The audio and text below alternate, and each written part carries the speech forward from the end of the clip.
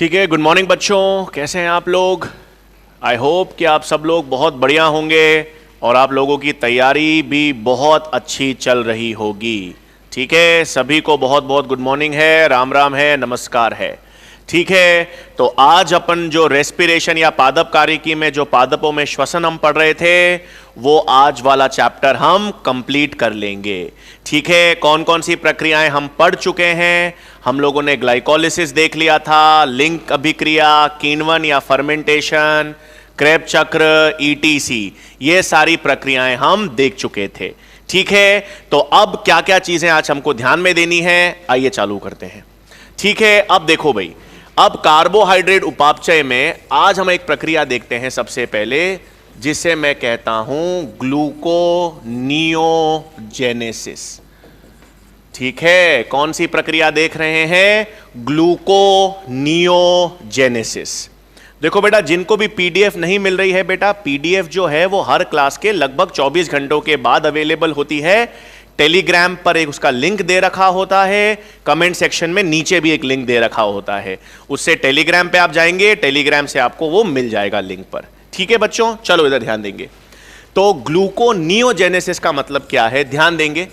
हमारे पास गैर कार्बोहाइड्रेट्स होते हैं, तो आपको ध्यान में रखना है, जब गैर कार्बोहाइड्रेट से किसका संश्लेषण हो? ग्लूकोज का। क्या ध्यान में रखना है? ये मैंने पहली क्लास में भी आपको शॉर्ट में बताया था, इसलिए ध्यान देंगे। तो अपन क्या कह रहे थे? तो जब गैर कार्बोहाइड्रेट्स हैं, गैर कार्बोहाइड्रेट्स का या गैर कार्बोहाइड्रेट्स किसका संश्लेषण करते हैं? ग्लूकोज का। तो जब गैर कार्बोहाइड्रेट्स का ग्लूकोज संश्लेषण होता है तो उस प्रक्रिया को क्या कहेंगे? ग्लूकोनियोजेनेसिस। तो ग्लूकोनियोजेनेसिस में गैर कार्बोहाइड्रेट्स किसका निर्माण कर रहे हैं? ग्लूकोज का। कौन से गैर कार्बोहाइड्रेट्स ग्लूकोज का निर्माण करते हैं? आपको पता होना चाहिए, लैक्टेट, ग्लिसरॉल और अमीनो अम्ल। ठीक है, तो आपको पता होना चाहिए 3 ऐसे गैर कार्बोहाइड्रेट्स हैं जो ग्लूकोज का निर्माण करते हैं। कौन कौन से? लैक्टिक अम्ल, ग्लिसरॉल और अमीनो अम्ल। ये तीनों गैर कार्बोहाइड्रेट्स हैं जो किसका निर्माण करते हैं? ग्लूकोज का, और इसी प्रक्रिया को कहेंगे ग्लूकोनियोजेनेसिस। अब इंपॉर्टेंट चीज क्या है, ध्यान दो। इंपॉर्टेंट चीज यह है कि पहली चीज तो ये ग्लूकोनियोजेनेसिस कहां देखा जाएगा? तो आपको पता होना चाहिए, ग्लूकोनियोजेनेसिस मुख्य रूप से किस में देखा जाता है? यकृत में। तो वैसे भी ज्यादातर जितने भी कार्बोहाइड्रेट उपापचय हैं, कार्बोहाइड्रेट उपापचय किस में देखा जाता है? यकृत या लिवर में। तो ग्लूकोनियोजेनेसिस भी कार्बोहाइड्रेट उपापचय ही है। इससे ही क्या कहते हैं, कहां पर देखा जाएगा? लिवर या यकृत में। तो मुख्य रूप से ग्लूकोनियोजेनेसिस कहां होगा? लिवर या यकृत में। हां, इसकी कुछ मात्रा कहां पर भी देखी जाती है? किडनीज या वृक्क में। तो याद रखना आपको बेटा मोहित, फैट, ग्लिसरॉल भी तो फैट ही है बेटा। वसीय अम्ल जो है मानव में हमारा जो वसा यानी वसीय अम्ल है, वो ग्लूकोज नहीं बना सकते। ग्लिसरॉल से ही क्या बनता है? ग्लूकोज। ठीक है बेटा, चलो इधर ध्यान देंगे। तो ग्लूकोनियोजेनेसिस प्रमुख रूप से किसमें हो रहा है? लिवर या यकृत में, और इसकी कुछ मात्रा किसमें देखी जाएगी? वृक्क या किडनीज। लेकिन प्रमुख रूप से किसमें देखा जाएगा? लिवर में। अब मानव कार्यकी यदि आपको याद हो, तो मानव कार्यकी में 2 प्रमुख हार्मोन होते हैं जो ग्लूकोनियोजेनेसिस को प्रेरित करते हैं, है ना? अगर आपको मानव कार्यकी मालूम है, तो मानव कार्यकी में 2 ऐसे प्रमुख हार्मोन हैं जो क्या करते हैं? ग्लूकोनियोजेनेसिस को प्रेरित करते हैं। एक ग्लूकागॉन और एक कॉर्टिसोल। ग्लूकागॉन भी रुधिर में ग्लूकोज का स्तर बढ़ाता है। कैसे ग्लूकोज का स्तर बढ़ाता है? ग्लूकोनियोजेनेसिस को प्रेरित करके। और कॉर्टिसोल जो कि एक ग्लूकोकॉर्टिकॉइड है, कॉर्टिसोल हार्मोन भी किसको प्रेरित करता है? ग्लूकोनियोजेनेसिस को। बिल्कुल सही। ग्लूकागॉन और कॉर्टिसोल हार्मोन किस प्रक्रिया को प्रेरित करते हैं? ग्लूकोनियोजेनेसिस को। बिल्कुल सही। चलो आगे। क्लियर है कौन सी प्रक्रिया अपन ने देख ली? ग्लूकोनियोजेनेसिस। अब एक सेकेंड, नेक्स्ट प्रक्रिया यहां पर आपको ध्यान में होनी चाहिए, मैं बता रहा हूं, ग्लाइकोजन उपापचय। अब किसकी बात कर रहा हूं मैं? ग्लाइकोजन उपापचय। अब ग्लाइकोजन उपापचय में क्या होता है? ग्लूकोज 1 फॉस्फेट से किसका निर्माण होता है? ग्लाइकोजन का। ठीक है, ग्लूकोज 1 फॉस्फेट से किसका निर्माण होता है? ग्लाइकोजन। यदि आपको मालूम हो ग्लाइकोजन जो है, याद रखना, ग्लाइकोजन जो है वो ग्लूकोज का क्या होता है? शाखित बहुलक।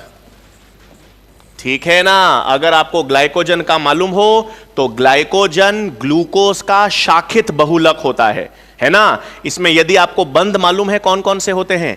अल्फा 1,4 और अल्फा 1,6 ग्लाइकोसिडिक बंध, है ना? ग्लाइकोजन क्या होता है? ग्लूकोज का शाखित बहुलक है और उसमें अल्फा 1,4 और अल्फा 1,6 ग्लाइकोसिडिक बंध पाए जाते हैं।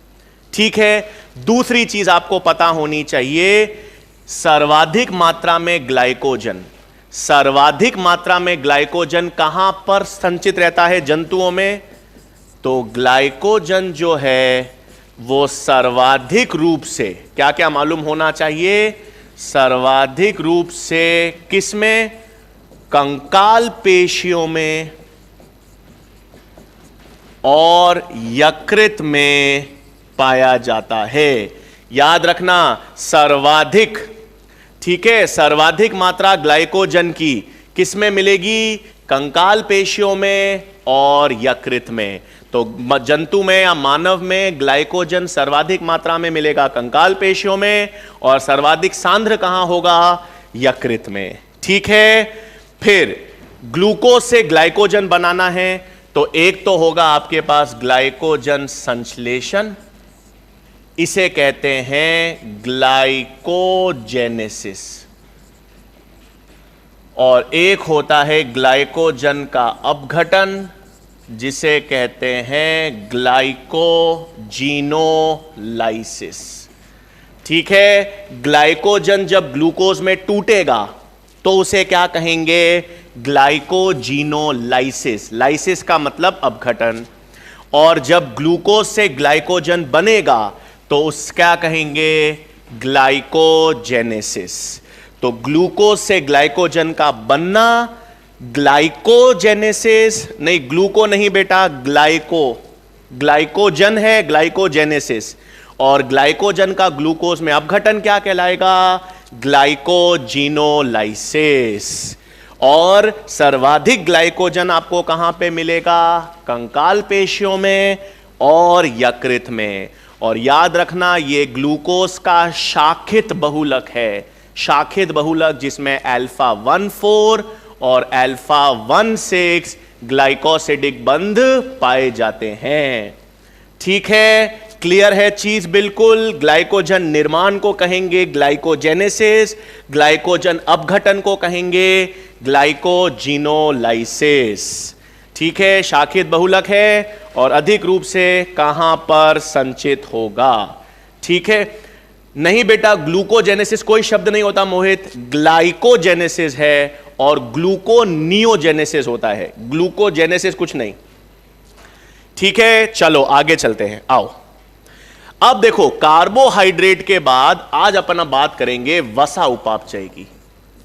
किसकी बात करेंगे? ध्यान देखेंगे, लिपिड मेटाबॉलिज्म, या जिसे मैं क्या कह रहा हूं? वसा उपापचय। ठीक है, अब सुनो इधर, वसा उपापचय में क्या है? अपने पास जो वसा या लिपिड्स हैं, अपन को पता है इनका अपघटन होता है और इनके अपघटन को हम कहते हैं लिपोलाइसिस। वसा के अपघटन को क्या कहेंगे? लिपोलाइसिस। कार्निटीन के बारे में बेटा अभी बताऊंगा, वसा उपापचय में आएगा, बता दूंगा। ठीक है, लिपोलाइसिस, लिपोलाइसिस से ये किस में टूटता है? फैटी एसिड यानी वसीय अम्ल में। और किस में टूटता है? ग्लिसरॉल में।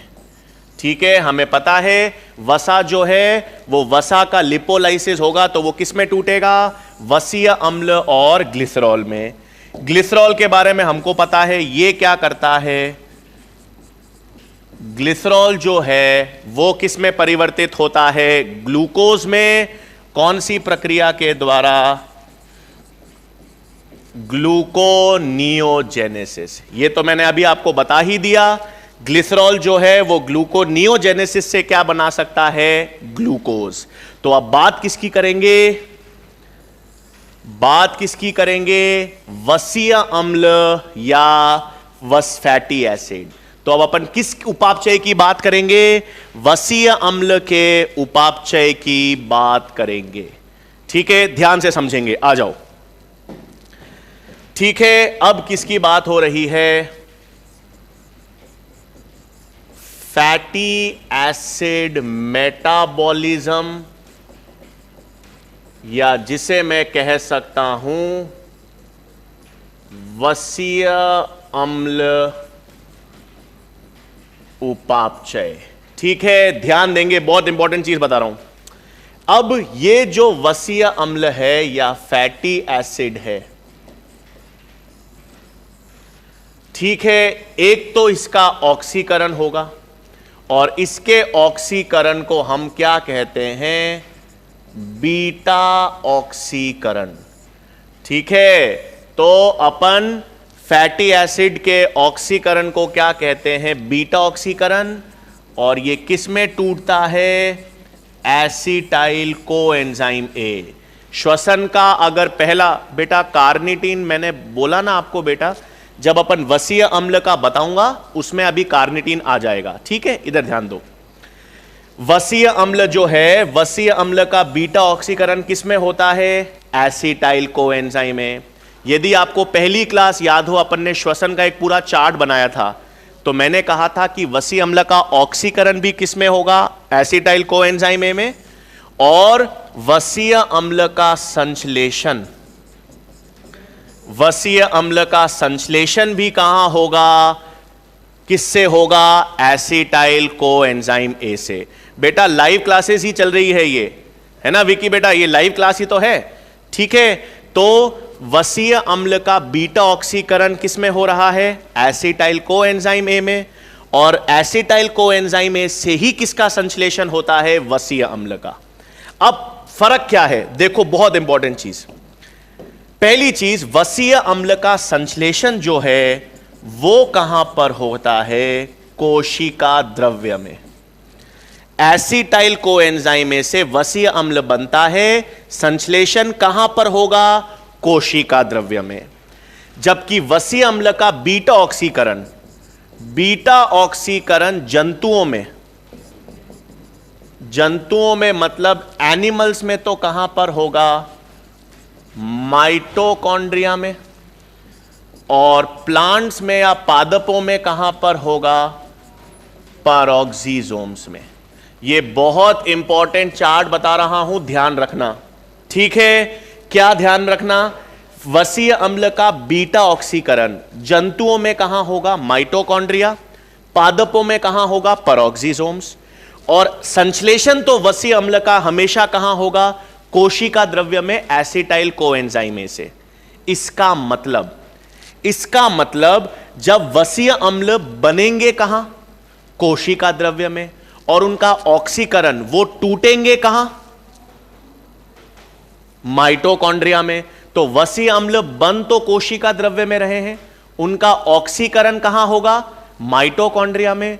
मतलब ऑक्सीकरण के लिए उन्हें कोशिका द्रव्य से माइटोकॉन्ड्रिया में ले जाना होगा, है ना? बन तो रहे हैं कोशिका द्रव्य में, तो कोशिका द्रव्य से ऑक्सीकरण के लिए उनको माइटोकॉन्ड्रिया में ले जाना पड़ेगा।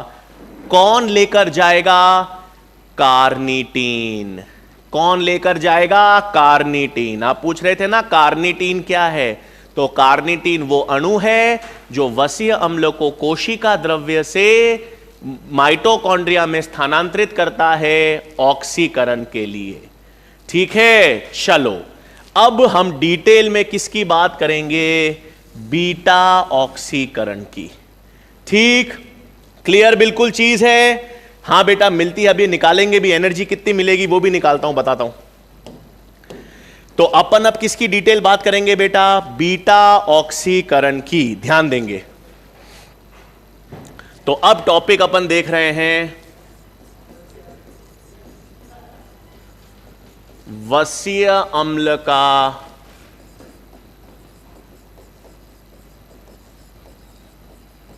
बीटा ऑक्सीकरण। हम किसकी बात कर रहे हैं? वसीय अम्ल के बीटा ऑक्सीकरण की। अब जो वसीय अम्ल का बीटा ऑक्सीकरण है, जंतुओं में कहां पर होगा? माइटोकॉन्ड्रिया की मैट्रिक्स में। और पादपों में कहां पर होगा? पेरोक्सिसोम्स में। ध्यान देंगे कैसे। अब आ जाओ, पहली चीज देखो, वसीय अम्ल जो होते हैं मानव में या जंतुओं में, जो वसीय अम्ल हैं वो 4 कार्बन से लेकर 36 कार्बन तक के होते हैं। क्या बात है खुशबू जी, बहुत बढ़िया। 4 कार्बन से 36 कार्बन तक के वसीय अम्ल होते हैं। और ज्यादातर जो वसीय अम्ल मानव में या जंतुओं में पाए जाते हैं वो इवन नंबर ऑफ कार्बन वाले होते हैं। मतलब 4, 6, 8, 10, 12, 14 जो इवन नंबर कार्बन वाले वसीय अम्ल होते हैं, उन्हीं से कितनी ऊर्जा निकलेगी हम निकाल सकते हैं। जो 13, 15, 17 ऑड नंबर वाले कार्बन वाले जो वसीय अम्ल होते हैं, उनसे हम ऊर्जा की संख्या ज्ञात नहीं कर सकते। तो किसकी संख्या ज्ञात करेंगे? जो इवन नंबर ऑफ कार्बन अम्ल वाले वसीय अम्ल हैं। कैसे? मान लेते हैं कि मेरे पास N जो है वो क्या है? वसीय अम्ल में कार्बन की संख्या। वसीय अम्ल में कार्बन संख्या N है। उदाहरण के तौर पे जैसे मैं कहता हूं पामिटिक अम्ल होता है, ये एनसीईआरटी में भी दे रखा है। पामिटिक अम्ल कितना कार्बन का वसीय अम्ल है? 16। इसका सूत्र है CH3 CH2 COOH। ठीक है, तो मेरे पास क्या किया? वसीय अम्ल मान लेते हैं। वसीय अम्ल में जो कार्बन की संख्या है वो क्या है? N। ठीक, अब जब ये N वाला, यहां पर N वाला जो वसीय अम्ल है उसका जब बीटा ऑक्सीकरण होगा, उसका क्या होगा? जब बीटा ऑक्सीकरण होगा तो वो किस में टूटेगा? वो टूटेगा एसिटाइल कोएंजाइम A में। सही बात। वसीय अम्ल का बीटा ऑक्सीकरण जब होता है तो वो किस में टूटेगा? एसिटाइल कोएंजाइम A में। एसिटाइल कोएंजाइम में कितना कार्बन है? 2 कार्बन।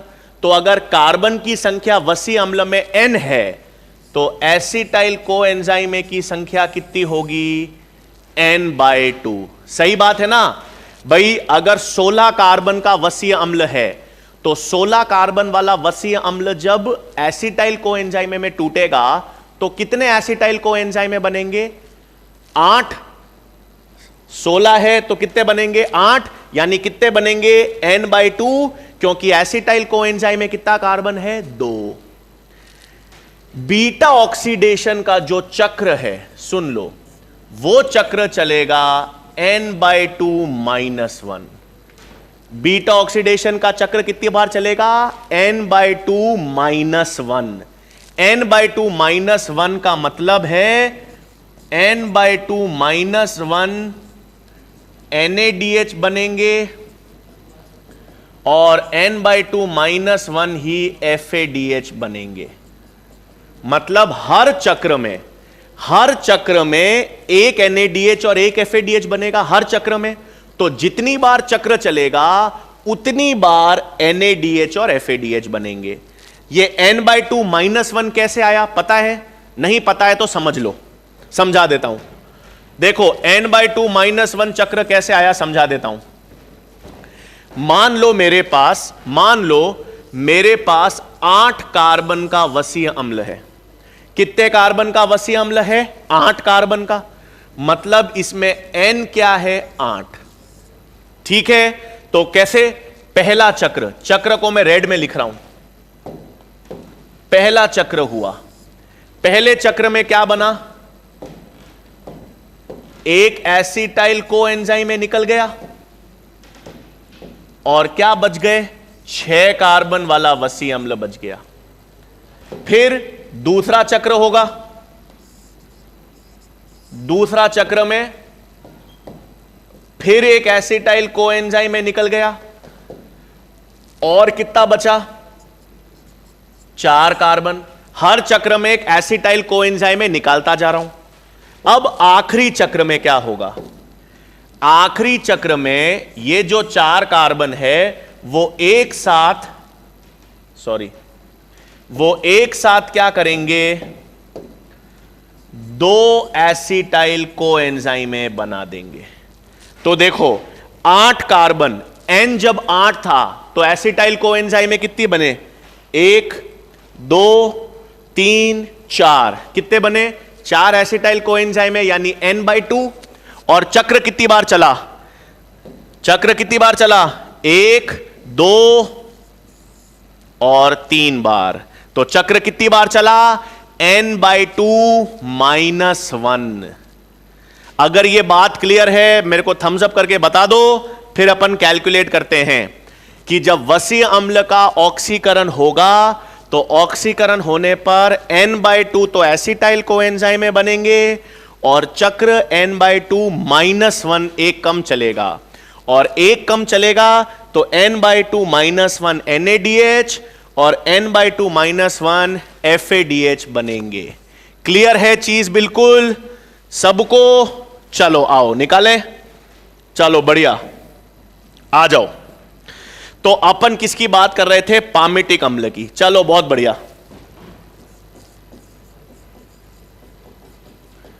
ठीक है ना, अपन अब पामिटिक अम्ल, वसीय अम्ल की बात कर रहे थे। जो कितना कार्बन है? बिल्कुल सही। कितना कार्बन है? 16 कार्बन का वसीय अम्ल।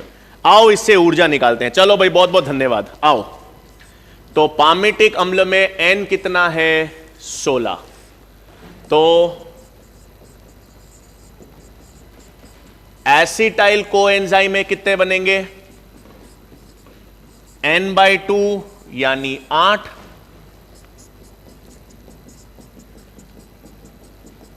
NADH कितने बनेंगे?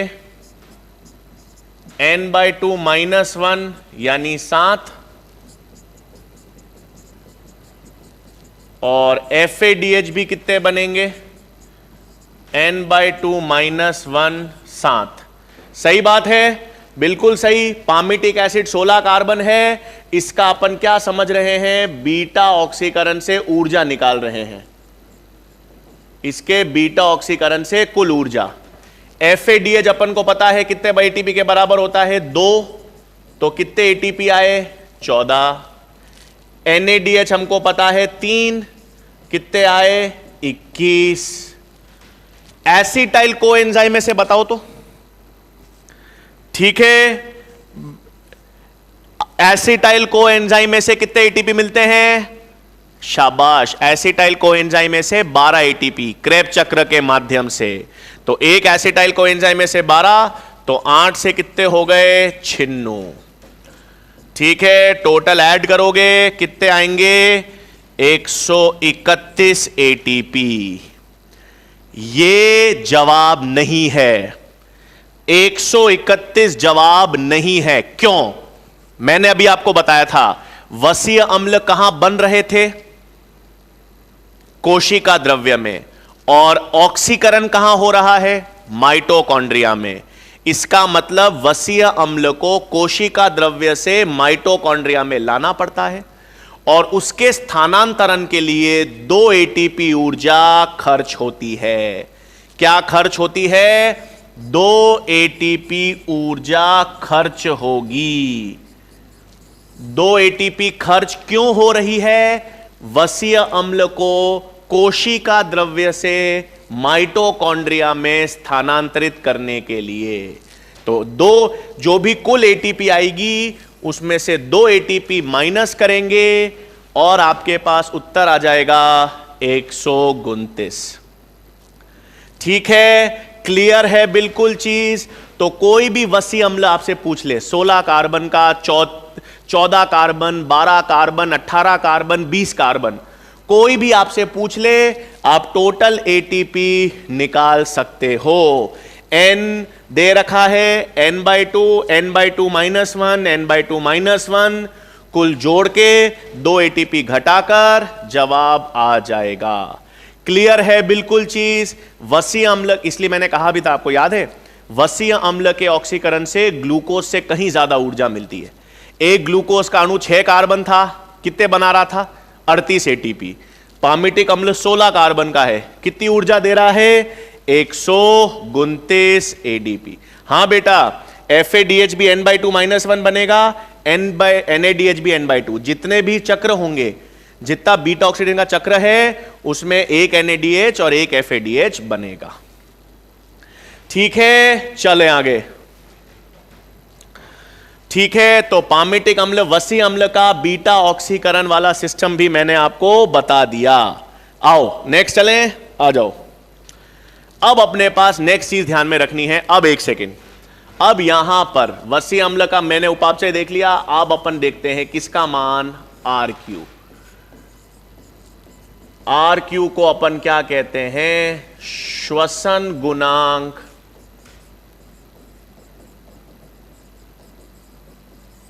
या रेस्पिरेटरी कोशेंट। ठीक है, अब RQ यानी श्वसन गुणांक, इसमें सीधा सीधा थ्योरी है, सीधा RQ के मान जो हैं वो सबके आपको ध्यान में रखने हैं। आपको ध्यान ही होगा, रिवाइज कर लेते हैं, आ जाओ। पहली चीज तो RQ का मतलब ही क्या है? RQ का मतलब है निष्कासित कार्बन डाइऑक्साइड का आयतन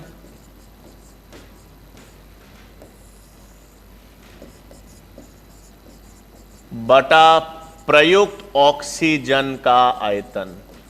बहुत सिंपल सी चीज है, निष्कासित कार्बन डाइऑक्साइड का आयतन और प्रयुक्त ऑक्सीजन का आयतन, इस अनुपात को कहते हैं RQ। पहली चीज आपको याद रखना है, पहली चीज आपको याद रखना है कि RQ का जो मान है वो किस पे निर्भर करेगा।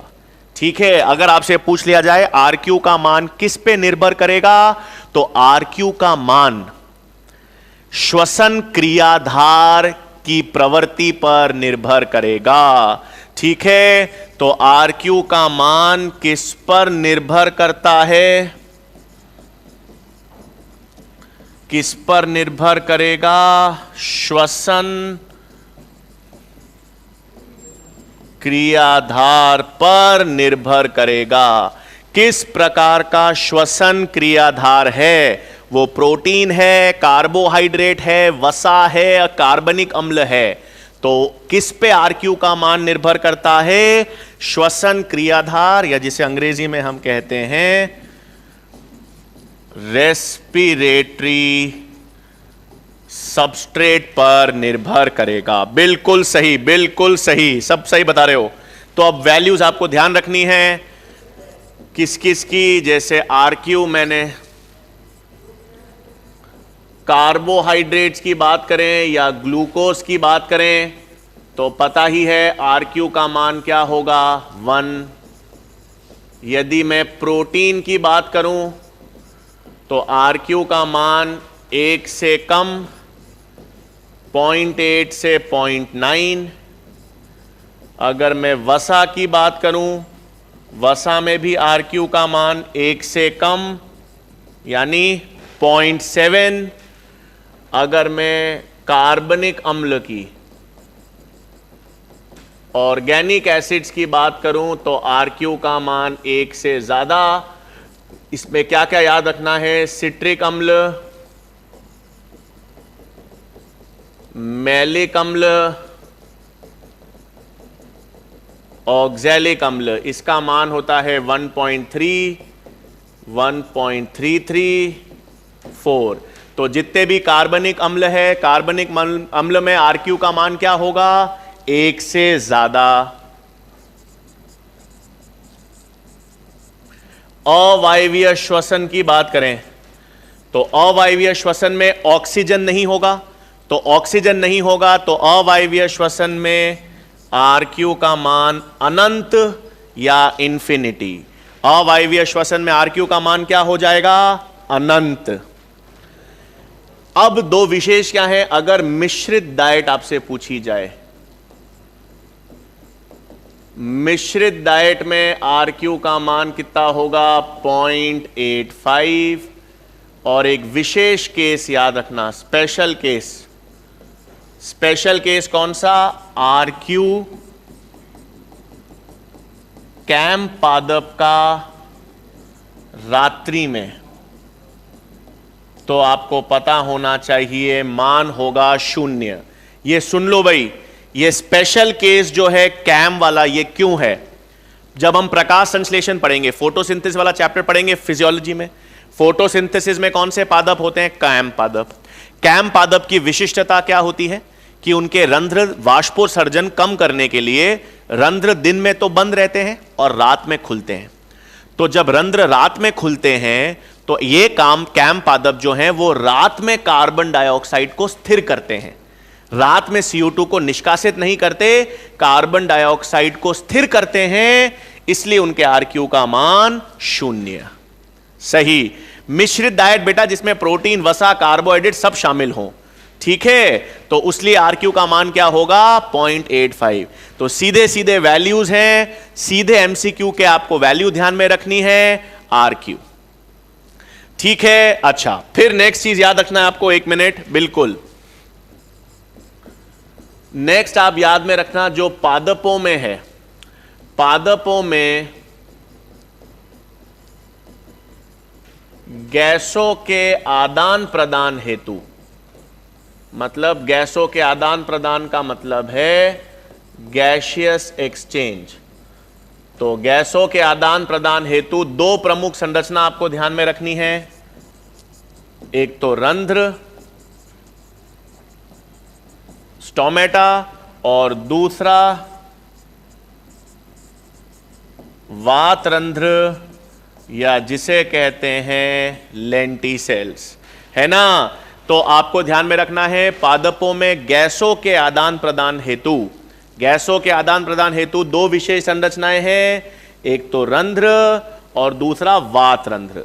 वात रंध्र के बारे में दो इंपॉर्टेंट चीजें, एक तो वात रंध्र या लेंटिसेल्स जो हैं वो छोटे पतले हरे तने में नहीं होते, चौड़े काष्ठीय तने में मिलते हैं, क्योंकि जो तना है वो चौड़ा और काष्ठीय तना कब बनता है? द्वितीयक वृद्धि के बाद। तो लेंटिसेल्स जो हैं वो किसका विशेष लक्षण है? वुडी स्टेम, या जिसको हम कहते हैं चौड़े भूरे काष्ठीय तने। तो आपको वात रंध्र किस में मिलेंगे? वुडी स्टेम या चौड़े काष्ठीय तने में मिलेंगे। और इनका प्रमुख कार्य, इनका प्रमुख कार्य क्या है? बिल्कुल सही, इनका प्रमुख कार्य जो है वो गैसों के आदान प्रदान में होगा। ठीक है, प्रमुख कार्य किसमें होगा? गैसों के आदान प्रदान में। सहायक कार्य लेंटिसेल्स का किसमें होगा? सहायक कार्य यानी कुछ मात्रा में ये वाष्पोत्सर्जन भी दिखाएंगे, कुछ मात्रा में ये वाष्पोत्सर्जन भी दिखाएंगे, लेकिन इनका प्रमुख कार्य सुन लेना, इनका प्रमुख कार्य किसमें होगा? गैसों के आदान प्रदान में। वाष्पोत्सर्जन बहुत कम दिखाते हैं, केवल सहायक कार्य क्या होगा इनका? वाष्पोत्सर्जन में। लेकिन प्रमुख कार्य जो है, प्रमुख कार्य किसमें होगा? Gaseous exchange. ठीक है। और वात रंध्र आपको किसमें मिलेंगे? वुडी स्टेम या चौड़े काष्ठीय तने में द्वितीयक वृद्धि के बाद। ठीक है, बिल्कुल। अब इधर ध्यान देंगे, नेक्स्ट चीज आपको ध्यान में रखनी है, 1 मिनट। नेक्स्ट हमारे पास एक लक्षण मैं बता रहा हूं जिसे कहते हैं कीटोन बॉडीज।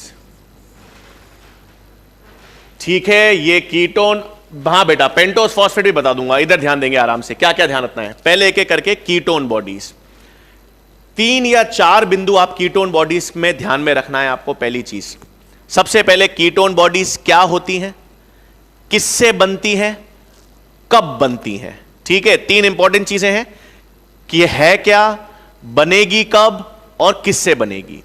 तो सबसे पहली चीज, कीटोन बॉडीज का निर्माण शरीर में दो अवस्थाओं में होगा। दो अवस्थाओं में हमारा शरीर कीटोन बॉडीज बनाएगा। कब, या तो एक व्यक्ति कई दिनों से भूखा है, एक व्यक्ति यदि कई दिनों से भूखा है, जिसे अपन अंग्रेजी में कहते हैं स्टारवेशन, तो उसके शरीर में कीटोन बॉडीज बनेगी। और या एक व्यक्ति डायबिटीज या मधुमेह से पीड़ित है, तो यदि एक व्यक्ति कई दिनों से भूखा है या मधुमेह या डायबिटीज से पीड़ित है, तो उसमें किसका निर्माण होगा, कीटोन बॉडीज का। सुनो क्या बता रहा हूं। पहली चीज, कीटोन बॉडीज का निर्माण कब होगा, निर्माण दो अवस्थाओं में होगा, या तो भूखमरी, या मतलब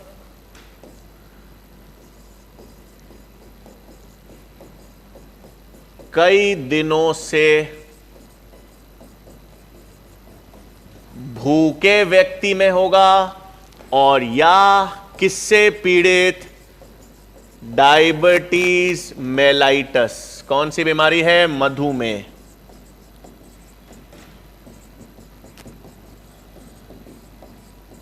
ठीक है, तो पहली बहुत इंपॉर्टेंट है, बहुत इंपॉर्टेंट पॉइंट क्या है कि कीटोन बॉडीज का निर्माण जो है वो कहां पर होंगे, वो कई दिनों से भूखे व्यक्ति में होंगे, या डायबिटीज मेलाइटस या मधुमेह से पीड़ित व्यक्तियों में होंगे।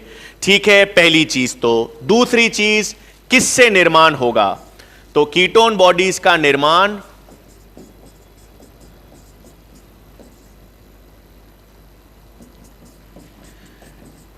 एसिटाइल कोएंजाइम ए से होगा। नेक्स्ट पॉइंट आपको पता होना चाहिए कि किससे होगा, acetyl coenzyme A. Ketone bodies का निर्माण कब होगा, कई दिनों से भूखे व्यक्तियों में या डायबिटीज मेलाइटस से पीड़ित व्यक्तियों में। और कब किससे होगा, उसका निर्माण एसिटाइल कोएंजाइम ए से होगा। अब एक चीज सुन लो, अगर आपको मानव कार्य की याद हो, तो मानव कार्य की में अपन जब डायबिटीज पढ़ते हैं, तो डायबिटीज के दो विशेष लक्षण या सिम्टम्स पढ़ते हैं। मूत्र में ग्लूकोज का उत्सर्जन होता है, जिसे क्या कहते हैं, ग्लाइकोस यूरिया। मूत्र में ग्लूकोज के उत्सर्जन को कहते हैं ग्लाइकोस यूरिया, और मूत्र में कीटोन बॉडीज का उत्सर्जन होता है, जिसे कहते हैं कीटोन यूरिया। तो वो कीटोन यूरिया क्या है, मूत्र में किसका निष्कासन हो रहा है, कीटोन बॉडीज का। कौन सा व्यक्ति जब पीड़ित किससे होता है, डायबिटीज। तो डायबिटीज मेलाइटस से पीड़ित व्यक्ति में ये जो लक्षण था ना, कीटोन यूरिया, मूत्र में कीटोन बॉडीज का निर्माण, वही बता रहा हूं, कीटोन बॉडीज। तो कीटोन बॉडीज कब बन रही हैं और किससे बन रही हैं। और तीसरा, कीटोन बॉडीज है क्या। तो तीन मुख्य प्रकार की कीटोन बॉडीज होती हैं। तीन मुख्य प्रकार की कीटोन बॉडीज कौन सी हैं, एसीटोन, एसीटो एसीटेट और हाइड्रोक्सी ब्यूटारेट। तीन प्रमुख प्रकार की क्या होती हैं, कीटोन बॉडीज। तीन प्रमुख प्रकार की कीटोन बॉडीज हैं, acetone, aceto acetate, hydroxy butyrate. तो कीटोन बॉडीज ये तीन प्रकार की हैं। किससे बन रही हैं, एसिटाइल कोएंजाइम में। और कब बन रही हैं, कई दिनों से भूखे व्यक्ति में और डायबिटीज मेलिटस से पीड़ित। अब करती क्या है, देखो ये तब बन रही हैं जब कोशिका में ग्लूकोज की कमी हो गई है। जब कोई भी कोशिका है उसमें ग्लूकोज की कमी हो गई है, तो ऊर्जा का स्रोत कोई तो चाहिएगा। तो जब ग्लूकोज का अभाव हो जाता है या ग्लूकोज की कमी हो जाती है, तो ईंधन या ऊर्जा स्रोत के रूप में कौन काम करती हैं, कीटोन बॉडीज। तो कीटोन बॉडीज बन ही क्यों रही हैं, पहले तो कब बन रही हैं, जब ग्लूकोज की कमी या ग्लूकोज का अभाव है कोशिका में। और जब कोशिका में ग्लूकोज की कमी या ग्लूकोज का अभाव हो जाता है तो ऊर्जा स्रोत या ईंधन के रूप में, और प्रमुख रूप से मस्तिष्क को ग्लूकोज निरंतर चाहिए। तो यदि ग्लूकोज की कमी हो जाती है शरीर में, कोशिका में, तो ईंधन या ऊर्जा स्रोत के रूप में किसका यूज होता है? कीटोन बॉडीज का होगा। क्लियर है बिल्कुल चीज? कीटोन बॉडीज के संबंध में लक्षण, कब बन रही है, किससे बन रही है, क्या है और क्या काम कर रही है। क्लियर है? कीटोन बॉडीज, अंगूठा दिखा दो, आगे चल रहा हूं। ठीक है, पक्का कीटोन बॉडीज वाला सिस्टम। ठीक, अब इधर ध्यान देंगे बेटा। अब यहां पर आता है मेरे पास बिल्कुल सही एक और पथ, आप देख लो, शॉर्ट में ध्यान रखना, पेंटोस फॉस्फेट पथ। ठीक है, एक पथ हम देख लेते हैं, भले ही पेंटोस फॉस्फेट पथ। अब पेंटोस फॉस्फेट पथ को अपन एक और नाम से जानते हैं, हेक्सोस मोनोफॉस्फेट शंट। ठीक है, पेंटोस फॉस्फेट पथ, बिल्कुल सही। चलो बहुत बढ़िया बच्चों, थैंक यू। पेंटोस फॉस्फेट पथ को एक और नाम से जानते हैं हेक्सोस मोनोफॉस्फेट शंट। इसको एक और नाम से जानते हैं वैज्ञानिक, वॉरबर्ग डिकन्स पाथवे। तो कुछ भी कहो, इसको आप पेंटोस फॉस्फेट पथ कहो, इसको आप हेक्सोस मोनोफॉस्फेट शंट कहो, या इसको आप वॉरबर्ग डिकन्स पाथवे कहो। काम की चीज क्या ध्यान में रखनी है? काम की चीज यह है कि इस पथ में जो हम 6 कार्बन शर्करा है, 6 कार्बन शर्करा को किस में परिवर्तित करते हैं? 5 कार्बन शर्करा में। 6 कार्बन शर्करा मतलब क्या है? Glucose 6 phosphate. इसको अपन 5 कार्बन शर्करा या किस में परिवर्तित करते हैं? राइबुलोस 5 फॉस्फेट। तो hexose monophosphate shunt, Warburg Dickens pathway, इसी यही पेंटोस फॉस्फेट पथ है। पेंटोस का मतलब ही आपको पता है 5 कार्बन शर्करा। मतलब इस प्रक्रिया में हम क्या कर रहे हैं? इस प्रक्रिया में 6 कार्बन शर्करा को 5 कार्बन शर्करा में परिवर्तित कर रहे हैं। क्यों 5 कार्बन शर्करा कहां चाहिए? अरे भाई 5 कार्बन शर्करा आरएनए के निर्माण में चाहिए, डीएनए में चाहिए। मैंने आपको बताया था एटीपी होता है, एडिनोसिन ट्राइफॉस्फेट। तो एटीपी में भी शर्करा कौन सी होती है? 5 कार्बन राइबोस। तो जो ये कोएंजाइम है एफएडी, एफएमएन, इन कोएंजाइम की निर्माण में भी कौन सी शर्करा चाहिए? 5 कार्बन। तो ये 5 कार्बन शर्करा जो है वो DNA, RNA, FAD, FMN, ATP, इन सब की संरचना में 5 कार्बन शर्करा चाहिए। और 5 कार्बन शर्करा बनाने वाला पथ कौन सा है? पेंटोस फॉस्फेट पथ। इतना समझ आ गई? अब क्या चीज याद रखनी है, सुन लो एक बार ध्यान से। सबसे पहले तो इसमें मुख्य एंजाइम याद रखना। पेंटोस फॉस्फेट पथ की प्रमुख एंजाइम याद रखना, ग्लूकोज 6 फॉस्फेट डिहाइड्रोजिनेस। ठीक है, पेंटोस फॉस्फेट पथ की मुख्य एंजाइम क्या याद रखोगे? Glucose 6 phosphate dehydrogenase. ये एंजाइम मुख्य किसकी है? पेंटोस फॉस्फेट पथ की, पहली।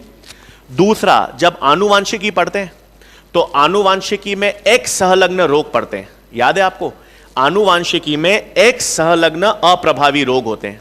X सहलग्न अप्रभावी रोगों के उदाहरण याद है आपको? हीमोफीलिया, कलर ब्लाइंडनेस या वर्णांधता, मस्कुलर डिस्ट्रफी, ये तीनों कैसी बीमारियां हैं? X सहलग्न अप्रभावी रोग। और चौथा X सहलग्न अप्रभावी रोग अगर आपको याद हो तो वो यही था, ग्लूकोज 6 फॉस्फेट डिहाइड्रोजिनेस की डेफिशिएंसी। तो ये आनुवांशिक रोग में याद रखना, ये जो एंजाइम है, इस एंजाइम की जो जीन है वो X गुणसूत्र पर होती है। तो उसमें अगर कमी या विकार आ जाए तो वो आंसर ध्यान रखना है। ठीक है, तो मुख्य एंजाइम पेंटोस फॉस्फेट पथ की कौन सी है? Glucose 6 phosphate dehydrogenase. ठीक है, और 2 चीजें याद रखनी है। क्या याद रखना है? एक पेंटोस फॉस्फेट पथ में, एक पेंटोस फॉस्फेट पथ में आपको याद रखना है कुल कितने ऑक्सीकरण होंगे? 2। कुल कितने ऑक्सीकरण आपको ध्यान में रखने हैं? 2। और एक क्या होगा? वी कार्बोक्सिलीकरण। क्या होगा? वी कार्बोक्सिलीकरण।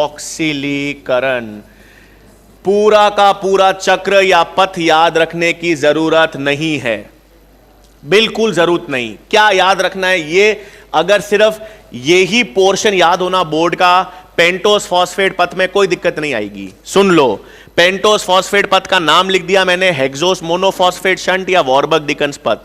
मैंने बता दिया 6 कार्बन शर्करा से क्या बनानी है? 5 कार्बन शर्करा। 5 कार्बन शर्करा यानी राइबुलोस 5 फॉस्फेट। प्रमुख एंजाइम मैंने बता दी कौन सी है? Glucose 6 phosphate dehydrogenase. और यह भी बता दिया कि पूरी पेंटोस फॉस्फेट पथ में कुल 2 तो क्या होंगे? ऑक्सीकरण। और एक तो पता ही है, 6 कार्बन से 5 कार्बन अगर हो रहा है, 6 से 5 कार्बन, तो 1 कार्बन कम हो रहा है, तो क्या होगा? एक वी कार्बोक्सिलीकरण होगा। और एक साथ में किसका संश्लेषण होगा? NADPH2 का। ठीक है, तो 5 कार्बन शर्करा का निर्माण तो होगा। 5 कार्बन शर्करा के साथ जब ऑक्सीकरण होगा तो ऑक्सीकरण में किसका निर्माण होगा? NADPH। अब एक बात सुन लो, NADH भी पढ़ा था अपन ने, NADPH भी पढ़ा था। एक बहुत इंपॉर्टेंट चीज समझा रहा हूं, सुन लेना, ऊर्जा से संबंधित। NADH और NADPH में एक फॉस्फेट का तो फर्क है ही, ये तो पता ही आपको, बट एक बेसिक अंतर समझा रहा हूं जो किसी भी मॉड्यूल में नहीं मिलता आपको और बताता भी कोई नहीं है। NADH और NADPH में एक बेसिक अंतर है, दोनों ऊर्जा धनी है। क्यों? क्योंकि दोनों अपचयित या रिड्यूस्ड है। NADH भी रिड्यूस्ड है, NADPH भी रिड्यूस्ड है। दोनों में 3 ATP ऊर्जा है, लेकिन फर्क क्या है? सुन लो, ध्यान रहेगा। NADH2 बोलता है कि मैं ETC के माध्यम से ऑक्सीडाइज होऊंगा और ETS के माध्यम से ऑक्सीडाइज होकर मुझसे 3 ATP निकाल लो और उसको जहां यूज करना है कर लो। NADH अपचयित कोएंजाइम है, ETC में उसका ऑक्सीकरण होगा और ETC में जब उसका ऑक्सीकरण होगा तो उससे लगभग 3 ATP मिलेंगे जो हम यूज कर सकते हैं कहीं पर। लेकिन NADPH2 जो है वो ETC के माध्यम से ऑक्सीकृत नहीं होता। वो बोलता है मेरे पास ऊर्जा है, मैं ऊर्जा धनी हूं, लेकिन मैं ETC में नहीं जाऊंगा। किसी भी प्रक्रिया को जिसको मेरी जरूरत है वहां पर मैं सीधे यूज होऊंगा। तो जब वसीय अम्ल का निर्माण होता है ना, मैंने आपको बताया था वसीय अम्ल का निर्माण किससे होता है? एसिटाइल कोएंजाइम से। तो वसीय अम्ल के निर्माण में प्रत्यक्ष रूप से किससे कौन यूज होता है? NADPH2। तो प्रत्यक्ष रूप से NADPH2 का यूज कहां पर आएगा? वसीय अम्ल के संश्लेषण में। यह याद रखना। तो पेंटोस फॉस्फेट पथ से अपन ने 5 कार्बन शर्करा बना दी और NADPH बना दिया। यह NADPH2 वसीय अम्ल के संश्लेषण में यूज होगा। ठीक है, बिल्कुल सही चीज। चलो फिर अंत में श्वसन को प्रभावित करने वाले कारक की बात करेंगे। आ जाओ, तो आखिरी में अपने पास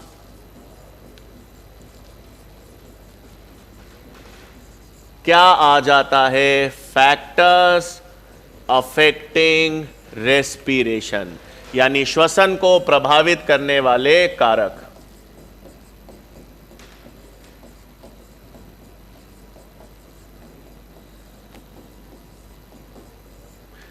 ठीक है, अब देखो भाई कैसे ध्यान में रखना है श्वसन को प्रभावित करने वाले कारकों में। कैसे ध्यान रखोगे? एक एक करके मैंने यहां पे ले लिया, समझा रहा हूं। तापमान,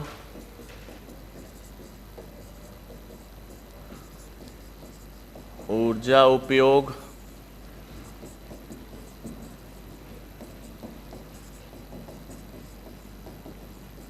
फ्रूट राइपनिंग और ऑक्सीजन। ठीक है, अब समझ लो क्या क्या कैसे कैसे सिस्टम ध्यान में रखना है। सबसे पहले श्वसन को प्रभावित करने वाले कारक में सबसे पहले किसकी बात करते हैं? तापमान की। अब तापमान जो है वो श्वसन को बहुत प्रभावित करता है। क्यों? श्वसन की जो भी प्रक्रिया है, श्वसन की प्रक्रिया में कौन काम कर रहा है? एंजाइम्स। भाई श्वसन की प्रक्रिया में हर पद का उत्प्रेरण कौन कर रहा है? एंजाइम्स। एंजाइम्स रासायनिक रूप से क्या है?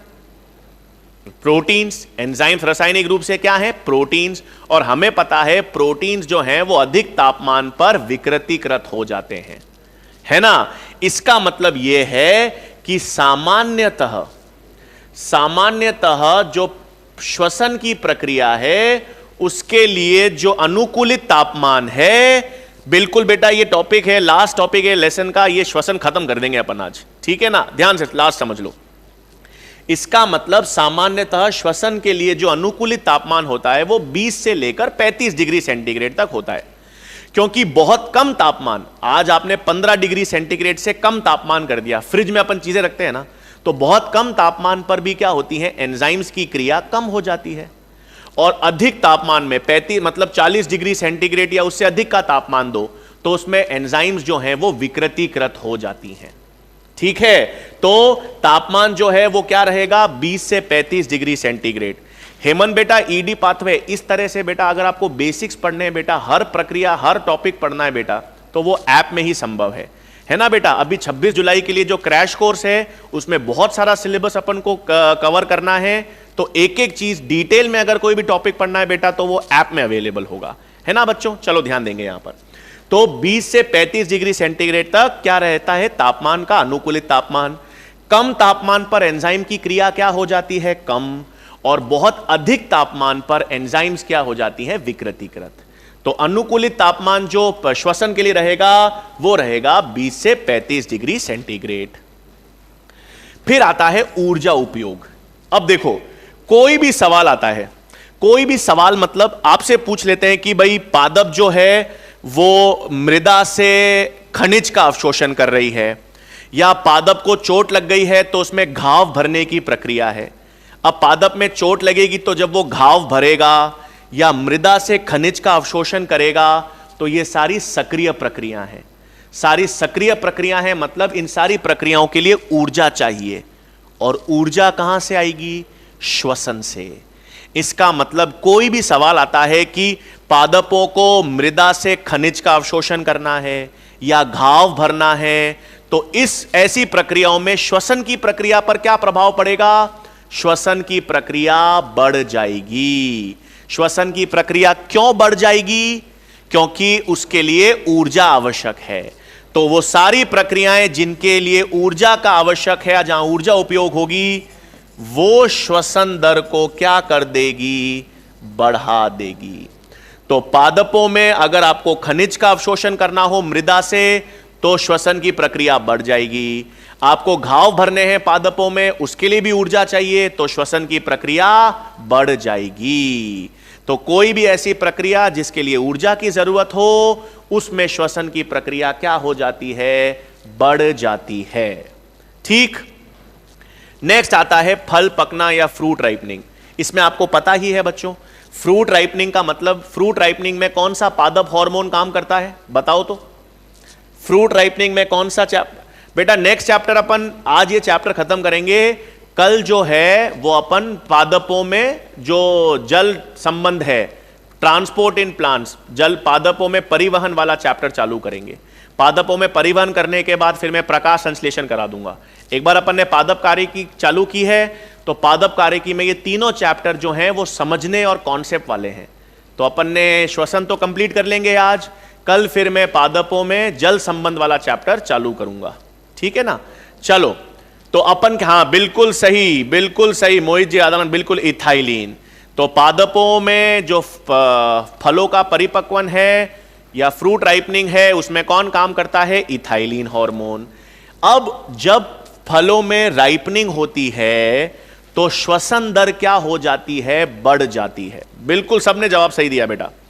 तो पादप में या फलों में राइपनिंग के दौरान श्वसन दर में क्या आता है? उछाल या श्वसन दर बढ़ जाती है। और जब वो श्वसन दर बढ़ जाती है तो उस श्वसन को हम लोग किस नाम से जानते हैं? क्लाइमैक्टिक श्वसन।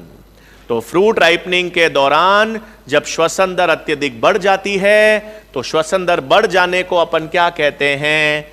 क्लाइमैक्टिक श्वसन। ठीक है, अब देखो नेक्स्ट कारक आता है हमारे पास ऑक्सीजन। अब सुन लो, अवायवीय श्वसन हो रहा है, ठीक है। मैंने कहा आपके पास क्या हो रहा है, इस पे एक सवाल भी कराऊंगा जो इंपॉर्टेंट है, ध्यान से सुन लेना। मैं पहले किसकी बात कर रहा हूं? ऑक्सीजन की। तो मैं आपसे कह रहा हूं कि मान लो एक अवायवीय श्वसन चल रहा है। अवायवीय श्वसन यदि हो रहा है तो उसके बीच में यदि मैं ऑक्सीजन डालूं, ठीक है, अगर मैं अवायवीय श्वसन के मध्य ऑक्सीजन डाल दूं तो ऑक्सीजन अवायवीय श्वसन को क्या कर देगा? संदमित। ऑक्सीजन के कारण अवायवीय श्वसन क्या हो जाएगा? संदमित। इसी संदमन को क्या कहते हैं? पाश्चर प्रभाव। इसी को हम लोग हिंदी में तो पाश्चर प्रभाव, इंग्लिश में कहते हैं पाश्चर इफेक्ट। पाश्चर इफेक्ट या पाश्चर प्रभाव का मतलब क्या है? मतलब है ऑक्सीजन का अवायवीय श्वसन पर संदमक प्रभाव। ऑक्सीजन का अवायवीय श्वसन पर जो संदमक प्रभाव होगा, उस संदमक प्रभाव को क्या कहेंगे? पाश्चर प्रभाव। ठीक है, तो क्या क्या कारक अपन ने देख लिया? तापमान देखा, ऊर्जा पे भी अपन ने चीजें देख ली, फल परिपक्वन या फ्रूट राइपनिंग पर देख ली, और ऑक्सीजन देख ली। अब देखो, एक सुन लो, एक सवाल समझ लो कैसा है, ध्यान देंगे। ऑक्सीजन पे सवाल करा रहा हूं, ठीक है। मान लो मेरे पास एक यीस्ट है, ठीक है, और यीस्ट जो है वो मैं आपसे कह रहा हूं क्या कर रहा है? अवायवीय श्वसन दर्शा रहा है। सवाल समझ लो, बहुत इंपॉर्टेंट है, क्लियर हो जाएगा कॉन्सेप्ट पूरा, ठीक है। यीस्ट जो है वो क्या दर्शा रहा है? अवायवीय श्वसन दर्शा रहा है। अब मैंने क्या किया? मैंने इस यीस्ट को क्या उपलब्ध करवा दिया? ऑक्सीजन उपलब्ध करवा दिया, ठीक है। यीस्ट जो है वो क्या दर्शा रहा है? अवायवीय श्वसन। और यीस्ट जब अवायवीय श्वसन दर्शा रहा है तो उसे मैंने क्या उपलब्ध करवा दिया? ऑक्सीजन। अब जब मैं उसे ऑक्सीजन उपलब्ध करवा देता हूं, उसके पश्चात आपको यह बताना है कि उसमें जो ग्लाइकोलाइसिस की दर है या ग्लूकोज को उपभोग करने की दर है,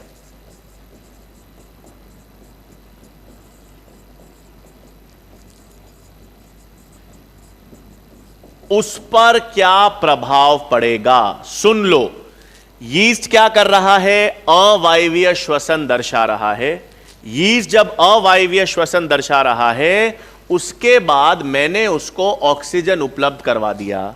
ऑक्सीजन उपलब्ध करवाने पर जो ग्लाइकोलाइसिस की दर या ग्लूकोज उपभोग करने की दर है, बढ़ेगी, घटेगी या समान रहेगी? ठीक है, अरे क्या बात है आदराराम जी, बहुत बढ़िया। मनीष, पूजा जी, वंश, बढ़ेगी, घटेगी या सेम रहेगी?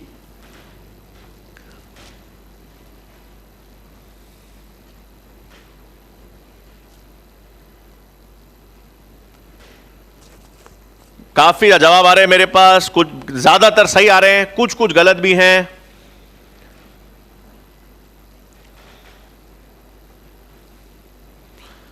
ठीक है, बहुत जवाब देखता जा रहा हूं मैं। आंसर है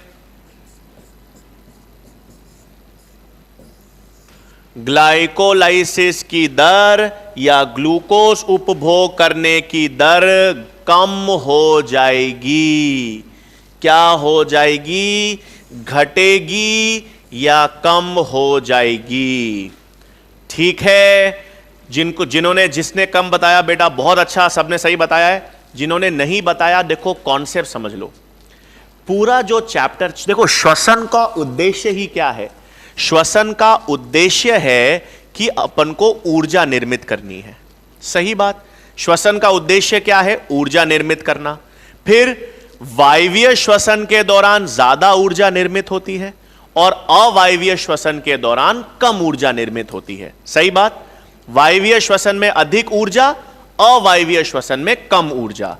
अब समझ लो क्या कॉन्सेप्ट है। मान लो यीस्ट है, समझाने के लिए बता रहा हूं यहां पर। मान लो यीस्ट है, यीस्ट को मैंने कहा एक काम करने के लिए 38 एटीपी चाहिए।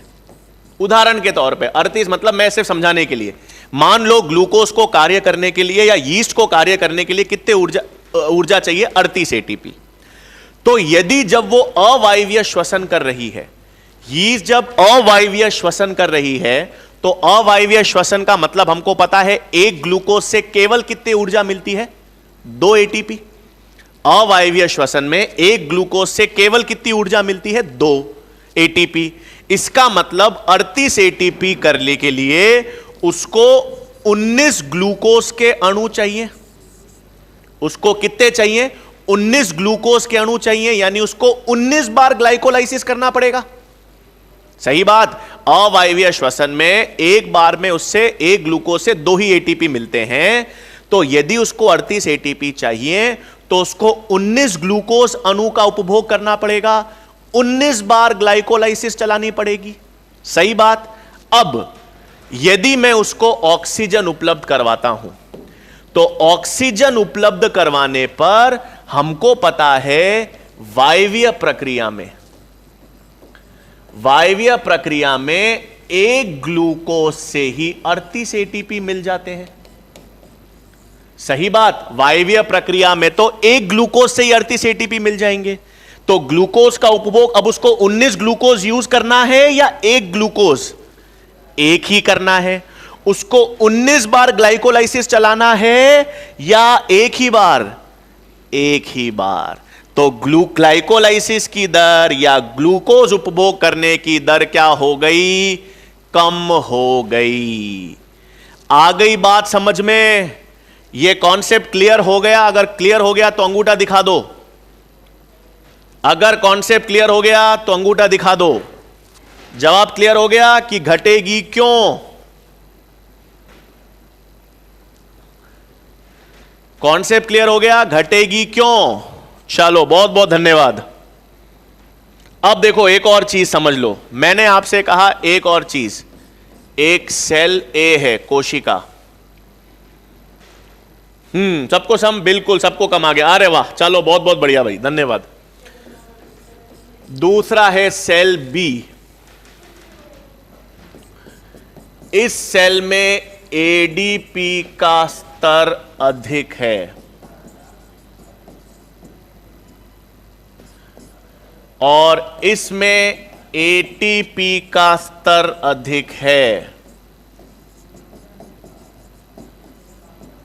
ठीक है, सुन लो क्वेश्चन क्या कह रहा हूं। चलो धन्यवाद। इधर लास्ट क्वेश्चन करते हैं, फिर चैप्टर खत्म हो गया पूरा अपने पास। कल से नया चैप्टर चालू करेंगे। अब मेरा सवाल क्या है, सुन लो। सवाल है कि एक कोशिका ए है जिसमें एडीपी का स्तर अधिक है और एक कोशिका बी है जिसमें एटीपी का स्तर अधिक है। इस आधार पे आपको बताना है ग्लाइकोलाइसिस का प्रेरण कौन सी कोशिका में अधिक होगा।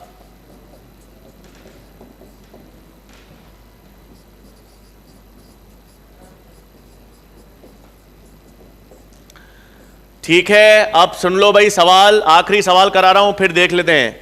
मैंने आपको 2 कोशिका दी है, सेल ए और सेल बी। सेल ए में एडीपी का स्तर अधिक है, सेल बी में एटीपी का स्तर अधिक है। इस आधार पे मेरा प्रश्न है कि ग्लाइकोलाइसिस का प्रेरण किस कोशिका में अधिक होगा, ए में या बी में? बताओ तो।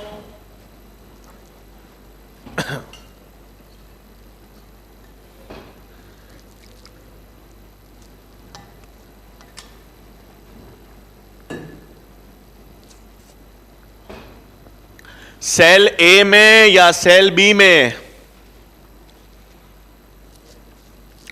बेटा कल जो है वो अपन ट्रांसपोर्ट इन प्लांट्स, ठीक है, पादपों में परिवहन वाला चैप्टर चालू करेंगे बेटा। सेल ए आंसर बताओ, सेल बी बताओ। A B A B A B, काफी आधे सही आधे गलत हैं। हाँ,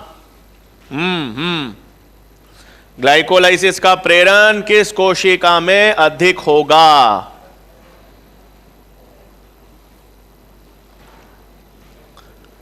ठीक है भाई, जवाब तो है सेल ए। जवाब क्या है? सेल ए। जिन्होंने भी ए बताया बहुत बढ़िया। देखो भाई सुन लो, ए आंसर क्यों बिल्कुल सही, ए वाला जिन पे भी है। बी क्यों नहीं है? सुन लो, सुन लो बेटा। ग्लाइकोलाइसिस का उद्देश्य क्या है? मैंने आपको बताया था, ग्लाइकोलाइसिस का या श्वसन का उद्देश्य है ऊर्जा बनाना। ठीक, ग्लाइकोलाइसिस का या श्वसन की प्रक्रिया का उद्देश्य है ऊर्जा निर्मित करना। तो ऊर्जा किस में ज्यादा निर्मित होगी? जिसमें ऊर्जा पहले से कम है या ज्यादा है? देखो, इस कोशिका में एडीपी का स्तर ज्यादा है, मतलब इसमें ऊर्जा कम है। और इस कोशिका में एटीपी का स्तर ज्यादा है, मतलब इसमें ऊर्जा पहले से अधिक है ना? तो सेल ए और दोनों कोशिका में से किसमें ऊर्जा कम है? ए में। किसमें ऊर्जा अधिक है? बी में। तो किसमें ऊर्जा चाहिए ज्यादा? किसमें अधिक ऊर्जा चाहिए? ए में। तो अधिक ऊर्जा के लिए किसका उत्प्रेरण ज्यादा किसमें होगा? ग्लाइकोलाइसिस का प्रेरण ज्यादा किसमें होगा? ए में। हां, आप कहोगे सर शुरुआत में तो ग्लाइकोलाइसिस में ऊर्जा देनी पड़ती है। अरे तो मैंने शून्य थोड़ी कहा, मैंने आपसे यह तो नहीं कहा कि कोशिका में एटीपी शून्य है। जिस कोशिका में एटीपी शून्य है वो तो ग्लाइकोलाइसिस का प्रारंभ भी नहीं कर पाएगा, अलग बात है। बट मैंने ऊर्जा कम और अधिक दे रखा है। आ रही है बात समझ में? मैंने अधिक और कम बोल रखा है। तो जिसमें ऊर्जा कम है, एटीपी का स्तर कम है, वहां पर ग्लाइकोलाइसिस का उत्प्रेरण ज्यादा होगा। ठीक है बच्चों, क्लियर है बिल्कुल चीज? तो अपन ने पादपों में श्वसन का पूरा कॉन्सेप्ट देख लिया, सारी मुख्य प्रक्रियाएं अपन ने देख ली हैं। ठीक है, कल से नया पादप कार्यकी वाला चैप्टर हम चालू करेंगे, पादपों में जल संबंध या पादपों में परिवहन। ठीक है, ट्रांसपोर्ट इन प्लांट्स वाला चैप्टर, उसमें परासरण, विसरण, डीपीडी, जल विभव, इस तरह से बेसिक कॉन्सेप्ट समझाऊंगा बेटा कि कोई दिक्कत नहीं आएगी प्रश्न करते वक्त। ठीक है, तो आशा करता हूं आपको क्लियर हो गया होगा श्वसन वाला चैप्टर। बढ़िया तरीके से रिवाइज करना, कल आगे नया चैप्टर चालू करेंगे। ठीक है बच्चों, बहुत बहुत धन्यवाद।